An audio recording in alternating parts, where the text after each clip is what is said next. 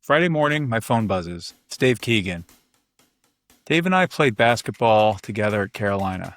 He was a class ahead of me, and he spent a good stretch of his early career at Procter & Gamble. And he's texting me about the Thorne acquisition. Here's the thing. At that exact same moment, I'm on a call with Kaitlin O'Brien, another UNC classmate. She ran consumer health brands at Pfizer, including Centrum. And as we're wrapping up, Kaitlin says, "I've got one more topic for you. I don't think you've written about it yet. The acquisition of Thorne." She had no idea Dave was texting me about the exact same thing at about the exact same moment. And on top of that, that same morning, I'd already read 2 posts about the deal on LinkedIn from Tuan Tu, who writes about the beauty industry, and Gianna De Caro, who writes about emerging better-for-you food brands. Neither of them cover supplements. Both of them wrote about Thorne. 4 signals, 4 friends, 4 different corners of the CPG world, all inside 24 hours. I think the universe was telling me something.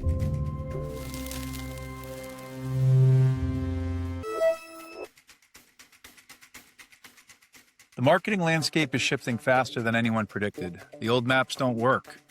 And the brands that are winning aren't following a better playbook, they're pioneering on without one. This is Brandistry Buzz, a podcast for marketers who are ready for whatever comes next. I'm Nate Challen, brand strategist, marketing executive, and someone who's spent 3 decades helping brands navigate uncertain territories. Each week, we'll take one idea, in marketing, leadership, or innovation, and follow it through until it's actually useful. Real examples, honest takes, clear recommendations. So let's buzz! So let me set the stage. On August 4th, Procter & Gamble agreed to buy Thorne nutritional supplements from L Catterton's flagship fund for $3.8 billion. Now, L Catterton had taken Thorne private in 2023 for $680 million. Revenue went up from about $229 million in 2022 to more than $500 million in 2025, and the business is now on pace for about $650 million this year. So $680 million in and $3.8 billion out. 3 years. And I'll be honest, I took notice of this one immediately because you're in the supplement business, Thorne is a brand you're looking at. But here's what happened next. Within a day of the announcement, Thorne customers are online saying they're done. Thorne sold out. Quality's going to drop. And this is where Gianna's post really got me thinking. Thorne built its credibility on quality and third-party certification. They've got the longest NSF certified for sports lineup in the category. They've got chain of custody manufacturing under their own roof. And none of that changed on August 4th. That's what Procter & Gamble's buying. So why did the trust change? If certification is carrying more trust than the brand itself, that's a fragile place to be. And I agree, but I'd push it a little further. For the folks on Reddit announcing they're out, the trust was never really in the seal. It was about an assumption about who was making the decisions behind the seal. And here's what I find funny about the whole thing.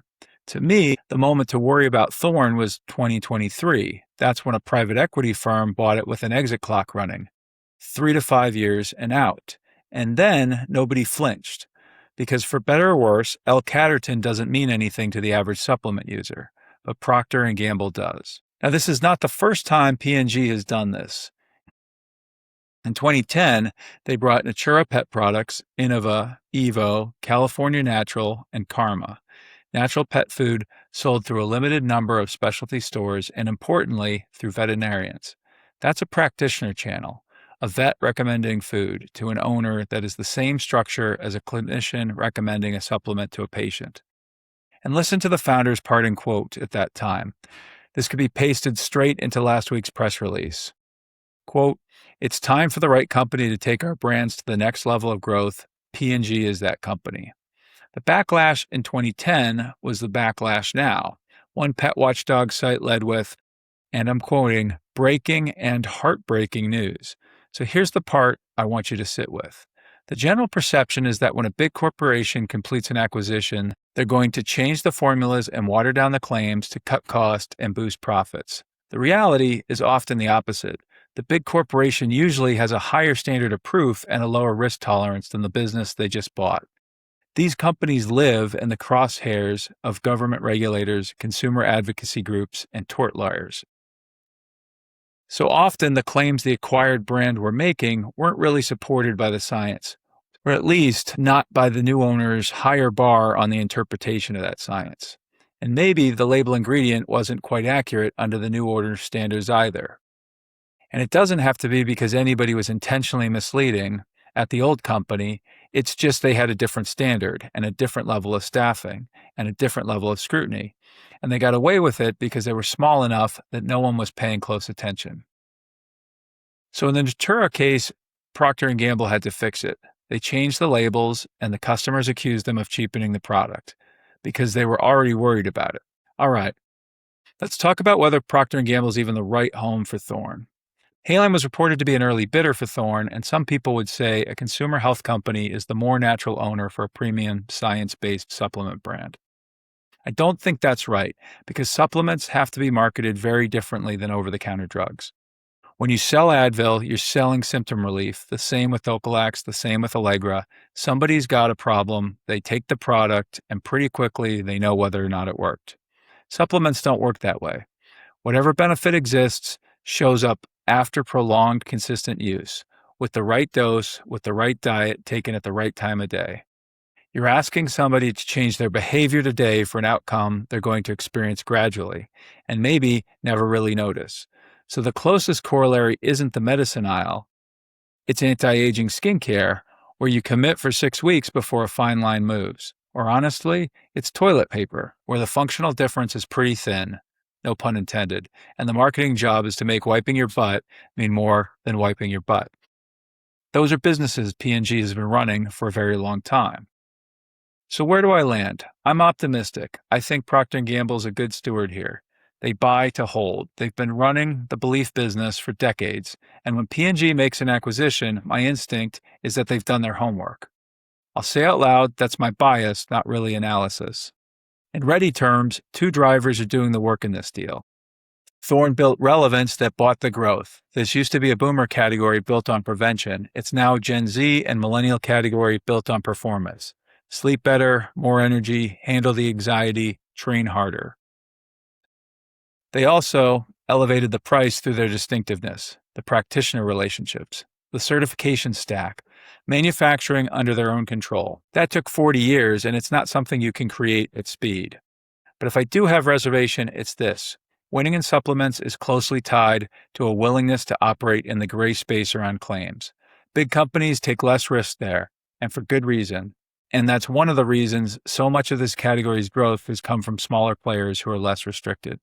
Add in the regulatory variation across markets, which is a real obstacle to globalizing supplements, and the path to the $2 to $3 billion in annual sales this price implies gets narrow pretty fast.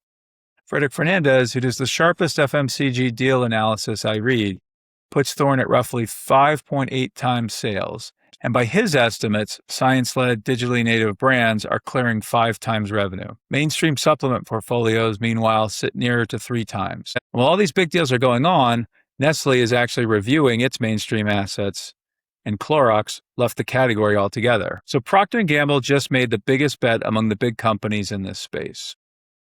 So here's 5 questions I keep getting. 1. Did Thorne sell out to P&G? No. If Thorne sold out, it was in 2023 to a private equity firm with a 3 to 5 year clock.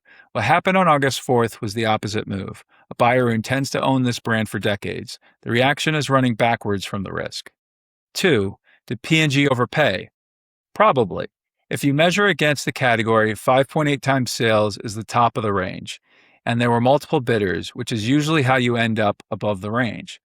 But scarce assets don't trade at fair value. Just look at the Lakers' last bid.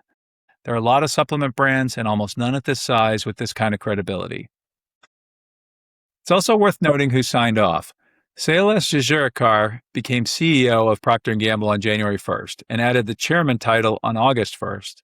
So Thorne was announced just 3 days later, first major portfolio move of his tenure. And P&G just closed a fiscal year with organic sales up just 1% and volumes flat. So a new CEO who needs a growth story is a buyer who pays up. 3. Was this really about the AI tool? I don't think so, and I'd be more concerned if it were. Thorne's AI Advisor is a real benefit for a portfolio this broad. It answers the question a category page can't. I know that firsthand because when I joined Doctor's Best and I wanted to figure out what I should be taking, I ended up asking ChatGPT because our own site couldn't tell me. Buying a $3.8 billion brand to acquire capability is how you end up doing to Thorne what Unilever did to Dollar Shave Club. The tool should be a bonus, not the thesis. 4. Why P&G and not Haleon or Unilever? Haleon, frankly, didn't have the muscle to get a deal of this size done. But even if they had, I'd argue supplements are a better fit in Procter & Gamble's portfolio. Unilever has been assembling its well-being business brand by brand, buying businesses of $100 or $200 million and building from there. P&G skipped straight to a $650 million asset. Different playbook, different investment, higher degree of difficulty. Finally, what should we watch to know if it's working? Tuan laid out the right 3 things to look at. Do the formulations and testing stay intact? Does P&G keep investing in the practitioner relationship when it's never going to scale like retail?